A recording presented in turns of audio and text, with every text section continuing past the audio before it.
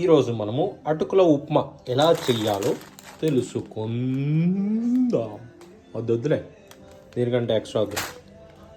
First ఎర్రగడ్డ, దాని తర్వాత 3 తెల్లగడ్డలు, దాని తర్వాత జీలకర్ర, పసుపు, ఇంకేం కావాలి, ఆవాలు, ఇంకా ఎర్రగడ్డలు అన్నీ ఉన్నాయి.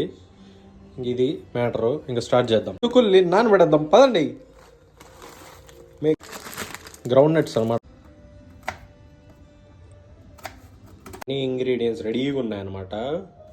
ఎర్రగడ్డలు ఏడుస్తూ కోసా, తెల్లగడ్డలు తరుగుతా కోసా, పచ్చిమిరపకాయలు కారం పీలుస్తూ కోసా.